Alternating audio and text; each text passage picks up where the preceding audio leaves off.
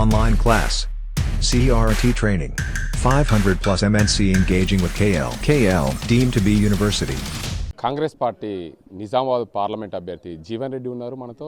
Nizamabad parliament పరిధిలోని 7 assembly సెగ్మెంట్లు ఉన్నాయి. అందులో నిజామాబాద్, అదేవిధంగా నిజామాబాద్ రూరల్, బోధన్, ఆర్మూర్, బాల్కొండ, కొరుట్ల, జగిత్యాలకు సంబంధించిన నేత కావడంతో పార్లమెంట్ పరిధిలో ఉన్న ఎక్కడైనా పోటీ చేసే అవకాశం లేదు కాబట్టి నిజామాబాద్ పార్లమెంట్ నుంచి పోటీ చేస్తున్నారు అధిష్టానం ఆదేశాల మేరకు. సార్ చెప్పండి, నిజామాబాద్ పార్లమెంట్ పరిధిలో మీరు కాంగ్రెస్ పార్టీ అభ్యర్థిగా పోటీ చేస్తున్నారు. మీరు కాంగ్రెస్ పార్టీగా నిజామాబాద్ పార్లమెంట్లో ప్రజలకు ఏమి సందేశం ఇచ్చి ఎలా ముందుకెళ్తారు? అంటే బేసిక్గా ఈ ఎన్నికలు ఏదైతుందో జాతీయ స్థాయి ఎన్నికలు కాబట్టి ఇలా జాతీయ స్థాయి రాజకీయ పార్టీల ఆలోచన విధానాన్ని ప్రజానీకం పరిగణలోకి తీసుకోవడం జరుగుతుంది. ఇలా ఎన్నికల పోటీలో ఉన్నటువంటి ఒక 3 రాజకీయ పార్టీలు కూడా ఏది కొత్తది కాదు. ఇలా కాంగ్రెస్ పార్టీ గతంలో 2004-14 మధ్య కాలంలో ఏదైతుందో యూపీఏ ప్రభుత్వం 10 సంవత్సరాల అధికారంలో ఉండున్నది. ఇలా ఎన్డీఏ కూడా ఏదైతుందో 2014 నుండి 23 వరకు అధికారంలో ఉన్నది. సరే, బీఆర్ఎస్ పార్టీ మన రాష్ట్ర ఎన్నికల్లో ఏదైతుందో వాళ్ళు ఏ విధమైనటువంటి ఫలితాలు చూడటం జరిగిందో మనం కళ్ళ ముందు ఉందని చెప్పంటారు. ఇలా ప్రధానంగా ఏదైతుందో జాతీయ స్థాయిలో ప్రధాన ఉత్పత్తి రంగం వ్యవసాయం అని చెప్పంటారు. అటువంటి వ్యవసాయ రంగాన్ని ప్రోత్సహింపచేయవలసినటువంటి బాధ్యత ప్రధాన రాజకీయ పార్టీలపై ఉంటుంది. అటువంటి వ్యవసాయ రంగానికి సంబంధించి ఇవాళ ఏ కేంద్ర ప్రభుత్వము కనీస మద్దతు ధర నిర్ణయింప చేయడం జరుగుతుందో వ్యవసాయ ఉత్పత్తులకు, ఆ కనీస మద్దతు ధరకు చట్టబద్ధత కల్పింప చేయాలని చెప్పని సంవత్సరాల తరబడి వల్ల రాజకీయాలకు అతీతంగా ఏదైతుందో సంయుక్త కిసాన్ మోర్చా దేశ రాజధాని ఢిల్లీ సరిహద్దుల్లో ఉద్యమిస్తుంటే చలనం లేని భారతీయ జనతా పార్టీ మరి మోడీ గారు ప్రధానమంత్రి అని చెప్పంటుంది. ప్రధాన ఉత్పత్తి రంగమైనటువంటి ఒక వ్యవసాయ రంగానికి మీరు భద్రత కల్పించలేనప్పుడు మీరు ఏ విధంగా ఏదిస్తుందో ఈ దేశంలో ఉన్నటువంటి ఒక ఉత్పాదక రంగాలను మీరు అండగా నిలవడం జరుగుతుందని చెప్పని నేను పేర్కొంటూ అని చెప్పంటాను. ఇలా రైతాంగాన్ని ఏదిస్తుందో అప్పులో ఉబులోకి వెలికి తీయటానికి ఏదిస్తుందో రుణ విముక్తులను చేయాలని చెప్పని ఒక డిమాండ్ ఉందని చెప్పంటాను. అండ్ యూపీఏ ప్రభుత్వంలో 2008-9 మధ్యకాలంలో ఏదైతుందో ఏకమొత్తంగా ₹1,00,000 వరకు రుణమాఫీ చేయడం జరిగింది. దాంతో అప్పటి పరిస్థితులలో రైతాంగానికి కొంత ఊరట లభించింది.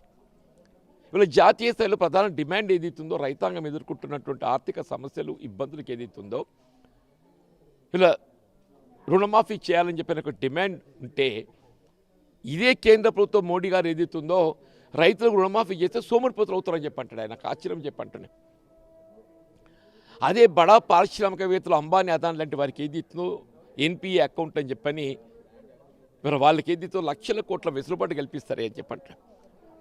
ఇలా మొత్తం దేశంలో ఉన్న రైతాంగానికి అందరికీ కూడా ఏకమొత్తంగా 2 లక్షల వరకు ఏదైతుందో రుణమాఫీ చేస్తే ప్రభుత్వంపై పడే భారం 2 లక్షల కోట్లకు మించి ఉండదని చెప్పంటున్నాను. మీరు బడా పారిశ్రామికవేత్తలకు ఏదైతుందో 5-6 లక్షల కోట్లు వాళ్ళకి వెసులుబాటు కల్పించిండ్రే. దేశంలో ఉన్న మొత్తం రైతాంగానికి 2 లక్షల కోట్లే సరిపోతుంది. ప్రభుత్వం స్పందన లేదని చెప్పంటున్నాను. సార్, అయితే మీరు ఒక రైతుగా నిజామాబాద్ పార్లమెంట్ పరిధిలో ఉన్న రైతాంగ సమస్యలను ఎలా పార్లమెంట్లో ప్రస్తావిస్తారు? దానికి ఈ ప్రజల కోసం మీరు ఏం పోరాటం చేస్తారు? ఇప్పుడు నిజామాబాద్ పార్లమెంటు నియోజకవర్గ పరిధిలో ప్రధానంగా ఇప్పుడు ఉన్నాయి 2. ఒకటి చక్కెర కర్మాగారాల పునఃప్రారంభం, 2వది ఏదైతుందో పసుపుకు గిట్టుబాటు ధర, పసుపు బోర్డు. ఈ 2 అంశాలు ప్రధానంగా చర్చలు ఉన్నాయని చెప్పంటాం. ఇలా ఒక విధంగా మిత్రుడు అరవింద్ గారు ఏదైతుందో మన 2018లో గెలవడానికి దోహదపడ్డది, 2019 మార్చిలో గెలవడానికి దోహదపడ్డది ఇలా రైతాంగ సమస్యల పట్ల ఏదైతుందో అప్పటి టీఆర్ఎస్ ప్రభుత్వం నిర్వీర్యంతో ఏదైతుందో స్పందించకపోవడంతో కవిత గారి పట్ల ఉండేటువంటి ఒక వ్యతిరేకతతోని అరవింద్ గారు గెలిస్తే ఏదైతుందో కొంత రైతు సంక్షేమం కొరకు పాటుపడుతాడు కావచ్చని భావనతో గెలిపించింది. ఇప్పుడు ఈయన గెలిచిన తర్వాత ఈ 5 సంవత్సరాల్లో కవిత గారికి ఏమాత్రం తీసిపోకుంటే ఏదైతుందో ఇలా కాయల పడ్డ చక్కెర కర్మాగారాలను పునఃప్రారంభం చేసేటువంటి ఒక అవకాశం ఏదైతుందో కేంద్ర ప్రభుత్వానికి కూడా ఉన్నది. వాస్తవం బేసిక్ ఏదైతుందో ఈ చక్కెర కర్మాగారాలు పునఃప్రారంభం చేయవలసిన బాధ్యత రాష్ట్ర ప్రభుత్వంది. అప్పుడు టీఆర్ఎస్ ప్రభుత్వం ఏదైతే చక్కెర కర్మాగారాలు మూతపడటానికి ప్రధానమైనటువంటి బాధ్యులు కారకులు అని చెప్పంటాం. వాళ్ళు చక్కెర కర్మాగారాలు పునఃప్రారంభం చేయడానికి చిత్తశుద్ధి లేదు. బట్ వీళ్ళ అరవింద్ గారు ఏదైతుందో పార్లమెంటు సభ్యుడిగా నువ్వేదైతుందో జాతీయ స్థాయిలో మోడీ గారికి సన్నిహితుడుగా పేర్కొంటావు, అమిత్ షా గారికి సన్నిహితుడిగా పేర్కొంటావు, మరి చక్కెర కర్మాగారాల పునఃప్రారంభానికి సంబంధించి నువ్వు చేసిన చర్యలు ఏంటి ఇవ్వాలంటుండు. నాకు అవకాశం కల్పించండి, నేను చక్కెర కర్మాగారాలు ప్రారంభం చేయడానికి నేను ప్రయత్నం చేస్తాను. నువ్వేంటి నాయన ప్రయత్నం చేసేది? Already this government, state government took decision. రాష్ట్రంలో కాంగ్రెస్ ప్రభుత్వం ఏదైతుందో నిర్ణయం తీసుకున్నది. ఈ చక్కెర కర్మాగారాలను పునఃప్రారంభం చేయడానికి ఏదైతుందో వీళ్ళు ఒక కమిటీ వేయడం జరిగింది. శ్రీధర్ బాబు గారి యొక్క ఆధ్వర్యం లోపల కమిటీ పరిశీలింప చేయటం. ఇలా 2005 చివరిలోగా ఏదైతుందో ఈ బోధనకు సంబంధించిన చక్కెర కర్మాగారం కానివ్వండి, వాళ్ళ మెట్టిపల్లిలో చక్కెర కర్మాగారం కానివ్వండి, అట్లే సారంగాపూర్ సహకారంగా చక్కెర కర్మాగారం కూడా చెప్పంటున్నా. 2005 చివరిలోగా ఏదైతుందో ఉత్పత్తి ప్రారంభమయ్యే విధంగా ఏదైతుందో వీళ్ళు పునఃప్రారంభం చేయడానికి కార్యాచరణ ఆరంభింపజేసింది చెప్పంటున్నా. వీళ్ళు పసుపు బోర్డు అని చెప్పంటాడా? నిజంగా ప్రధానమంత్రి గారు ఏదైతుందో వీళ్ళ జాతీయ స్థాయిలో నాయకుడు ప్రధానమంత్రి మోడీ గారు అని చెప్పంటే ఆయన మాటకు విశ్వసనీయత ఉంటుంది చెప్పంటున్నా. అటువంటి పెద్ద ఆయన వచ్చి ఏదైతుందో నేను పసుపు బోర్డు ఏర్పాటు చేస్తున్నా అని చెప్పని ఇవాళ అరవింద్ గారు సరే ఆల్రెడీ ఇట్స్ వెల్కమ్, అందరం కూడా స్వాగతించడం, ఏర్పాటు చేయబడ్డట్టుగా బాగుంటుందని చెప్పని. కేవలం మీకు ఏమంటారు, అక్టోబర్ 2020లో ఉత్తర్వులు జారీ చేసిండ్రే, అంటే దాదాపు 6 మాసాలు గడిచిందే. ఈ 6 మాసాల కాలం మీరు ఈ పసుపు బోర్డు ఎక్కడ ఏర్పాటు చేయబోతున్నారు? Whether it is at Nizamabad or it somewhere else, ఎక్కడో కాదు ఇంకో పలానాడు ఏర్పాటు చేస్తున్నాము అని ఒక అభిప్రాయాన్ని వ్యక్తం చేసినట్టయితే ఆడ మీరు ఆ ఏర్పాటు సంబంధించినటువంటి ఒక ప్రక్రియ ఆరంభం చేయడం జరుగుతుండే. ఇంతవరకు మీరు పసుపు బోర్డు ఎక్కడ ఏర్పాటు చేయబోతున్నారో కూడా స్పష్టత లేదు. అసలు ఏర్పాటు చేయబోతున్నట్టు స్పష్టత లేదు. దానికి సంబంధించినటువంటి ఒక కమిటీ చైర్మన్ కానీ సభ్యుల నియామకం సంబంధించి స్పష్టత లేదు. కేవలం కంటి తుడుపు చర్యగా చెప్పంటూ నేను వీళ్ళ కాంగ్రెస్ పార్టీ రాహుల్ గాంధీ గారు ఏదైతే వారి వరంగల్ డిక్లరేషన్లో దాదాపు సంవత్సరాల కాల క్రితం ఏదైతుందో ఏ విధంగా పసుపు బోర్డుకు అండగా పసుపు రైతుకు అండగా నిలబడే విధంగా ఏదైతుందో కనీస మద్దతు ధర 15,000 రూపాయలు క్వింటల్కు నిర్మింపజేసే విధంగా కాంగ్రెస్ పార్టీ కట్టుబడి ఉందని చెప్పి పేర్కొనడం జరిగిందని చెప్పంటారు. సార్ అరవింద్ పసుపు బోర్డు తేవడం వల్లనే నిజామాబాద్ జిల్లాలో పసుపులకు ధరలు పెరుగుతున్నాయని చెప్పంటున్నారు. ఆయనే నిజంగా కూడా ఆశ్చర్యమే చెప్పంటారు. ఆయన పసుపు బోర్డు ఎక్కడ తెచ్చిండు? ఆ పసుపు బోర్డు యొక్క ఫలితం ఏంటే? అసలు పసుపు బోర్డు పని ఆరంభించిందా చెప్పు అని చెప్పాను. పసుపు బోర్డు ఏర్పాటు చేయడం జరిగిందని చెప్పు అని చెప్పంటారు నేను. అసలు ఇవాళ ఈ ధర పలకడానికి కారణం ఏంటి? విస్తీర్ణత అనేది ఏదైతుందో దాదాపు 90% తగ్గిపోయింది. ఇలా పసుపు విస్తీర్ణత సాగు అనేది ఏదైతుందో కనుమరుగైపోయింది. వీళ్ళు ఈ మాత్రం సాగు చేయబడడం జరిగిందని చెప్పంటే భవిష్యత్తులో మళ్ళీ పసుపు నాటడానికి కావాల్సిన విత్తనం కొరకు ఏదైతున్నదో పసుపు నాటడం జరుగుతుందని చెప్పంటున్నా. 4 ఎకరాలు ఉన్న పసుపు రైతు ఏదైతే 1 ఎకరం నాటేసుకుంటుండే పసుపు పెడుతూ ఎందుకు పెట్టుకుంటుండు? భవిష్యత్తులో మళ్ళీ పసుపు నాటాలని చెప్పారంటే ఏదైతుందో విత్తనం కావాలి. విత్తనం ఏదైతే కొంత అధిక ధరతో కూడుకున్నటువంటిది కాబట్టి ఇవాళ ఏదైతుందో ఆ నాటడంతో దానికి ఇవాళ 15,000 వస్తే సంతోషం అని చెప్పంటున్నా. దానికి చట్టబద్ధత అని చెప్పంటున్నా. మినిమం సపోర్ట్ ప్రైస్ కల్పించాలని చెప్పంటున్నా. మినిమం సపోర్ట్ ప్రైస్ కల్పించాలని చెప్పంటున్నాను నేను. నీ పసుపు బోర్డుతోనే గట్ట నిజంగానే పసుపు రైతుకు ఒక విత్తమైనటువంటి ఒక లబ్ధి అనుగుణపడ్డట్టయితే అది ఎక్కడ ఏర్పాటు చేసి చెప్పవని చెప్పంటున్నా. దాని ఫలితం ప్రక్రియ ఎక్కడ ఆరంభం చెప్పు అని చెప్పంటున్నాను నేను. నిజామాబాద్ పార్లమెంట్ పరిధిలో మీ ప్రజలకు ఓటర్లకు ఏం సందేశం ఇస్తారు? అంటే నిజంగా చెప్పంటూ నేను నిజామాబాద్ ఇవాళ ఏ రాజకీయ పార్టీ కానీ ఏ రాజకీయ ప్రతినిధి కానీ చెప్పంటున్నా. నేను ముందే పేర్కొన్నట్టు ఏదైతుందో ప్రధాన ఉత్పత్తి రంగం వ్యవసాయం అని చెప్పంటున్నా. రైతాంగానికి అండగా నిలబడే విధంగా ఏదైతుందో వీళ్ళ పెట్టుబడుల సమకూర్పే కానీ వీళ్ళ రుణ విముక్తులు చేయడానికి ఏకమొత్తంగా రుణమాఫీ చేయబడటం జరగాని, వ్యవసాయ ఉత్పత్తుల్లో కనీస మద్దతు ధర కల్పింప చేయబడటం ఏదైతుందో కనీస మద్దతు ధరకు చట్టబద్ధత కల్పింప చేయబడటమే కానీ ఇలా రుణమాఫీకి సంబంధించి రేపు జాతీయ స్థాయిలో ఇండియా కూటమి అధికారం రావడంతో ఏదైతే జాతీయ స్థాయిలో రైతాంగానికి ఏకమొత్తంగా 2 లక్షల రూపాయలకు రుణమాఫీ చేయబోతున్నట్టు మేము స్పష్టంగా మా ఎన్నికల ప్రణాళికలో పేర్కొన్నాం.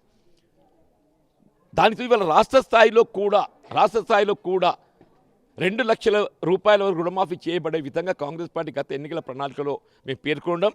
రేపు ఏదైతుందో రైతు చెల్లించాల్సినటువంటి ఒక ఈ బకాయిలు రైతుపై ఏ విధమైన ఆర్థిక ఒత్తిడి లేకుండా ప్రభుత్వమే ఏదైతుందో బ్యాంకర్లకు పూచీకత్తుగా ఉండి రైతు చెల్లించాల్సిన ఒక అప్పులన్నీ ఏదైతే ప్రభుత్వం బదలాయింపు చేసుకొని రేపు ఖరీఫ్లో ఏదైతుందో రైతులకు ఏదైతే వారు చెల్లించాల్సినటువంటి ఒక అప్పులకు రుణాలకు సంబంధం లేకుండా నూతనంగా రుణ సౌకర్యం కల్పింపజేయబడే విధంగా కార్యక్రమాన్ని మేము అమలు చేయబోతున్నామని చెప్పంటారు.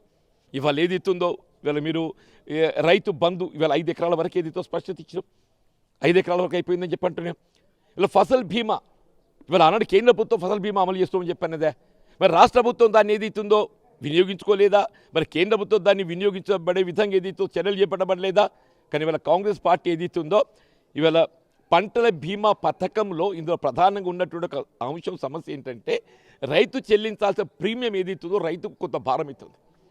ఆ రైతు చెల్లించాల్సిన ప్రీమియం రైతుపై భారం పడకుండా రాష్ట్ర ప్రభుత్వం ఏదైతుందో ఆ ప్రీమియం చెల్లింపు చేసి ఇవాళ ఈ పంటల బీమా పథకాన్ని ఏదైతుందో అమలు చేయబడే విధంగా కార్యాచరణ చేపట్టిందని చెప్పంటాం. దీంతో ఏమైంది, రేపు ఖరీఫే కానీ రబీ కానీ ఎప్పుడు పంట నష్టపరిహారం జరిగిన కానీ ఏదైతుందో వారికి వీళ్ళ ప్రభుత్వం ప్రకటింపజేసేటువంటి పంట పరిహారం కాదు, పూర్తి స్థాయిలో పంట నష్టపరిహారం అందింపజేసే విధంగా వీళ్ళ కాంగ్రెస్ ప్రభుత్వం చర్యలు చేపట్టబోతుందని చెప్పంటాం. ఇది రైతాంగానికి సంబంధించి అని చెప్పంటాం. వీళ్ళ గల్ఫ్ కార్మికులు నేను చెప్పంటున్నా.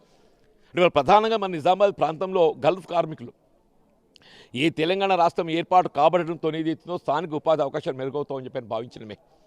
కానీ ఏమైపోయింది, స్థానికంగా ఉపాధి అవకాశాలు మెరుగు కాలేకపోవడంతో అదే గల్ఫ్పై ఆధారపడి నిరుద్యోగ యువత గ్రామీణ ప్రాంతంలో 10% నుండి 20% వరకు ఏదైతుందో గల్ఫ్పై ఆధారపడి ఉపాధి పొందుతున్నారని చెప్పి అంటున్నాను. దాదాపు ఒక 10 లక్షల మంది మినిమం 10 to 15 lakh అని చెప్పి అంటున్నాను. మన తెలంగాణ ప్రాంతానికి చెందిన నిరుద్యోగ యువత గల్ఫ్లో ఉపాధి పొందుతున్నారని చెప్పి అంటున్నాను. ఈ 10 లక్షల మంది నెలకు 10,000 రూపాయలు గట్ట వారు దేశానికి పంపిణీ చేస్తే, రాష్ట్రానికి వాళ్ళ ఇంటికి డబ్బు పంపిణీ చేస్తే 10 లక్షలు ఇంటూ 10,000 1000 కోట్లు అవుతుందా, సంవత్సరానికి 12,000 కోట్లు అవుతుంది. అంటే వాళ్ళు ఏదైతుందో ఇవాళ ఇండియాకు స్వదేశానికి పంపించేట ఈ 12,000 కోట్లు సంవత్సరానికి విదేశీ మార్గ ద్రవ్యాన్ని సమకూరుస్తుందని చెప్పి అంటున్నాం. వాళ్ళు ఏ విధంగా ఇవాళ జాతీయ భద్రతకు జాతీయ ఆర్థిక వ్యవస్థ బలోపేతానికి ఏదైతుందో మన గల్ఫ్ కార్మికులు తోడ్పడుతుంటే ఇలా ఈ 10 సంవత్సరాల కాలంలో 12,000 ఇంటూ 10 1,20,000 కోట్ల విలువ చేసేటువంటి విదేశీ మార్గ ద్రవ్యాన్ని మా గల్ఫ్ కార్మిక సోదరులు ఏదైతుందో ఈ దేశానికి సమకూరుస్తే, అట్లే రాష్ట్రానికి సంబంధించి ఒక 10% మనం సేల్ ట్యాక్స్ మన గమనంలో తీసుకుంటే 1,20,000 కోట్లు అంటే 12,000 కోట్లు రాష్ట్ర ప్రభుత్వానికి ఆర్థిక ఆదాయాన్ని సమకూర్చిందని చెప్పి అంటున్నారు. ఇంతవరకు ఏదైతుందో ఐదర్ కేంద్ర ప్రభుత్వం ఉండే కానీ రాష్ట్ర ప్రభుత్వం ఉండే కానీ ఒక్క రూపాయి కూడా సహాయం రాలేదని చెప్పంటున్నారు. ఈ 10 సంవత్సరాల కాలంలో వీళ్ళ కాంగ్రెస్ పార్టీ చెప్పంటున్నా వీళ్ళ గల్ఫ్లో మృతి చెందినటువంటి కుటుంబాలు ఎవరైనా కానీ ఏ పరిస్థితులు చేయడం అది ప్రమాదకరమే కానివ్వండి, అనారోగ్యమే కానివ్వండి, బలవనమే కానివ్వండి, ఆ కుటుంబాలను ఆదుకోవడానికి 5 లక్షల రూపాయలు వారికి ఆర్థిక సహకారం అందింపజేసే విధంగా కార్యక్రమాన్ని ఆరంభింపజేసిందని చెప్పంటారు. ఆల్రెడీ వాళ్ళు సిరిసిల్ల ప్రాంతంలో పంపిణీ చేయడం జరిగిందని చెప్పంటారు. ఆ కుటుంబాలను ఆదుకోవడానికి వాళ్ళ పిల్లలకి ఏదైతే గురుకుల ఆశ్రమ పాఠశాలల్లో విద్యాబోధన సౌకర్యం కల్పించబోతున్నామని చెప్పంటున్నా, వారికి వైద్య సౌకర్యం కల్పించబోతున్నామని చెప్పంటున్నా, వారికి ఏదైతుందో ఇల్లు లేనటువంటి వారికి గృహ సౌకర్యం కల్పించజేయడం లోపల ఏదైతుందో గల్ఫ్ కార్మిక కుటుంబాలకు ఒక ప్రత్యేకమైన కార్యక్రమం రూపొందించబోతున్నామని చెప్పంటారు. అట్లా ఇక్కడ ఇంకొక ప్రధాన సమస్య బీడీ కార్మిక వ్యవస్థ అని చెప్పంటారు. సార్, మీరు బీడీ కార్మికుల దృష్టికి తీసుకొచ్చే అంశం ఏంటంటే గతంలో నిజామాబాద్ ఎంపీగా పనిచేసిన కేశపల్లి గంగారెడ్డి ఉన్నప్పుడు నిజామాబాద్లో పీఎఫ్ హాస్పిటల్ ఏర్పాటు చేశారు. దాన్ని ఇటీవల కాలంలో తెలంగాణలో ఏర్పడ్డ బీఆర్ఎస్ పార్టీ హైదరాబాద్ సనత్ నగర్కు అటాచ్ చేసింది. ఇక్కడ నిజామాబాద్లో అత్యవసరంగా బీడీ కార్మికులు, రైస్ మిల్ కార్మికులు ఉంటారు, పీఎఫ్ వినియోగించుకున్నారు, వారికి హాస్పిటల్ కావాలి. ఇక్కడ మీరేం చేస్తారు? ఇప్పుడు నేనేమంటే వాస్తవం చెప్పంటారు బాబు, మీరు చెప్పేటువంటి ఒక విషయం చెప్తుంటే నిజామాబాద్లో ఏర్పాటు చేయబడ్డటువంటి ఒక పీఎఫ్ ప్రావిడెంట్ ఫండ్ కార్మికులకు సౌకర్యం అనుకూర్చేటటువంటి ఒక ఆసుపత్రి హైదరాబాద్ తరలించబడుతున్న ఎంపీ ఏం చేసిండే, ఆయన బాధ్యత కాదని చెప్పంటున్నాను నేను. ఇలా ఆసుపత్రి నిజామాబాద్లో వీళ్ళు తిరిగి నెలకొల్పబడే విధంగా చర్యలు చేపట్టబడమే కాదు, వీళ్ళ బీడీ కార్మికులకు ఏదైతే సౌకర్యం అనుకూర్చడం జరుగుతుందో వారి పెన్షన్ సౌకర్యం, వీళ్ళ పీఎఫ్ ప్రావిడెంట్ ఫండ్ పెన్షన్ ఏదైతే వాళ్ళ పదవి విరమణ తదుపరి పొందే పెన్షన్కు అదనంగా ఏదైతే ఉందో తెలంగాణ ప్రభుత్వం ఒకటి మాత్రం మంచి పని చేసిందే. నిజంగా వి మస్ట్ వాస్తవాన్ని మనం పరిగణలోకి తీసుకోవాలి. బీడీ కార్మికురాళ్ళు ఏదైతే ఎవరు బీడీలు చేసినా వారికి 2,000 పెన్షన్ సమకూర్చామని చెప్పానన్న. అదేమైపోయింది, 2014 వరకే సమకూర్చారు. 2014 తదుపరి ఏదైతే ఉందో తెలంగాణ రాష్ట్రం ఏర్పడ్డ తదుపరి ఎవరైతే ప్రావిడెంట్ ఫండ్ చెల్లింపు చేసిండో వారికి ఆ సౌకర్యం అనుకూర్చబడలేదు. వీళ్ళ కాంగ్రెస్ పార్టీ ఏదైతే ఉందో వీళ్ళ మీకు కాల పరిమితి లేకుండా, ఏ విధమైన ఆంక్షలు లేకుండా బీడీ కార్మికురాళ్ళు ఎంతమంది ఉన్నా కానీ చెప్పంటున్నా వీళ్ళ ప్రావిడెంట్ ఫండ్ గుర్తింపు పొందినట్టుగా ప్రతి ఆడబిడ్డకి ఏదైతుందో గత ప్రభుత్వం 2,000 ఏదైతే నీకు పెన్షన్ సౌకర్యం కల్పింపు చేయబడి జరిగిందో రేపు కొత్త బడ్జెట్లో ఏదైతుందో 4,000 పెన్షన్ అమలు చేయబడే విధంగా ఈ ప్రభుత్వం మరి కార్యాచరణ రూపొందించి అమలు చేయబోతున్నామని చెప్పంటున్నాను. దయచేసి రైతాంగమే కానీ, గల్ఫ్ కార్మికులే కానీ, బీడీ కార్మికులే కానీ, నిరుద్యోగ యువత కానీ, ఉద్యోగస్తులు ఉపాధ్యాయులే కానీ మీరు చెప్పంటున్నా అన్ని రంగాలకు అండగా నిలబడే విధంగా ఇలా కాంగ్రెస్ పార్టీ ఆలోచనతో ముందుకు పోతుందని చెప్పంటున్నాం. దయచేసి ఎన్నిక ఒక ప్రతిష్టాత్మకమైనటువంటి ఎన్నిక అని చెప్పి అంటున్నా. ఇవాళ దయచేసి ఈ 3 పార్టీలు బేరీజు వేసి, అంటే అభ్యర్థులు బేరీజు వేయండి. నేనే కొత్తోని కాదు ఇవాళ చెప్పంటున్నాను. నా సుదీర్ఘ ప్రజా జీవితం 40 సంవత్సరాలు చెప్పంటున్నాను. నేను శాసనసభ్యుడిగా 5 పర్యాయాలు, ఒక పర్యావరణ శాస్త్ర మండలి సభ్యుడిగా చెప్పంటున్నాను నేను. ఇవాళ పార్లమెంట్ సభ్యుడిగా నాకు కాంగ్రెస్ పార్టీ అవకాశం కల్పించిందని చెప్పంటున్నా. ఇవాళ జాతీయ స్థాయిలో తెలంగాణ రాష్ట్రానికి అనుకూర్చవలసినటువంటి సౌకర్యాలు హక్కుల సాధన కొరకు తెలంగాణ రాష్ట్ర ప్రభుత్వానికి వారధిగా ఏదైతుందో పార్లమెంట్లో స్పందించి ఇవాళ తెలంగాణ హక్కులకు సాధన కొరకు ఏదైతుందో తోడ్పడే విధంగా పాటుపడిన వంతు బాధ్యత భావిస్తానని చెప్పంటాను. Thank you sir. మొత్తంగా చూసుకోవచ్చు, తెలంగాణలో ఉన్న అతి ముఖ్యమైన పార్లమెంట్ నియోజకవర్గం ఇది నిజామాబాద్ పార్లమెంట్. నిజామాబాద్ పార్లమెంట్ నియోజకవర్గం పూర్తిగా రైతాంగాలు, గల్ఫ్, అదేవిధంగా బీడీ కార్మికులు అత్యధికంగా ఉంటారు. ఈ ప్రాంతంలో వీరందరి కోసం నేను పాటుపడతాను. గల్ఫ్ కార్మికుల కోసం 5 లక్షల రూపాయలు ప్రమాద బీమా ఏదైనా సరే ఎట్లయినా సరే వారి కుటుంబాలను ఆదుకునే దిశగా ప్రయత్నం చేస్తాను. అదేవిధంగా బీడీ కార్మికుల కోసం ఇక్కడ వారి కోసం పెన్షన్, అదేవిధంగా దాంతోపాటు 2014 వరకు ఏదైతే కటాఫ్ పెట్టారో దానికి తీసేసి పూర్తిగా ఇప్పటి వరకు కూడా వారికి పెన్షన్ అందే విధంగా మేము చూస్తాం. అదేవిధంగా రైతాంగం కోసం కేంద్రంలో ఇండియా కూటమి ఏర్పడిన తర్వాత వారందరికీ కూడా 2 లక్షల రుణమాఫీ చేస్తాం. తెలంగాణ రాష్ట్రంలో కూడా ఏదైతే కాంగ్రెస్ పార్టీ ఇచ్చిందో హామీ దాన్ని కూడా పూర్తి స్థాయిలో 2 లక్షల రుణమాఫీ చేసేందుకు మేము ప్రయత్నం చేస్తాం. కేంద్రం నుండి తెలంగాణ రాష్ట్రానికి వచ్చే నిధులన్నీ కూడా రాబట్టేందుకు నా వంతు కృషి చేస్తాను. నన్ను ఒక్కసారి ఆదరించండి. నేను 40 సంవత్సరాల సుదీర్ఘ రాజకీయ జీవిత అనుభవం, మచ్చలేని రాజకీయ నాయకుడిగా ఉన్నాను. ప్రస్తుతం ఎమ్మెల్సీగా కూడా కొనసాగుతున్నాను. నాకు అవకాశం ఇవ్వండి. నిజామాబాద్ ప్రజలకు నేను రుణపడి ఉంటానని చెప్పి జీవన్ రెడ్డి చెప్తున్నారు. ఇది ఇక్కడ పరిస్థితి. కెమెరా పర్సన్ అజీంతో గంగారెడ్డి, RTV నిజామాబాద్. మరిన్ని వీడియోస్ కోసం ఛానల్ ని సబ్స్క్రైబ్ చేయండి. లేటెస్ట్ అప్డేట్స్ కోసం వాట్సాప్ ఛానల్ ని ఫాలో చేయండి. అండ్ లింక్ డిస్క్రిప్షన్ లో ఉంది.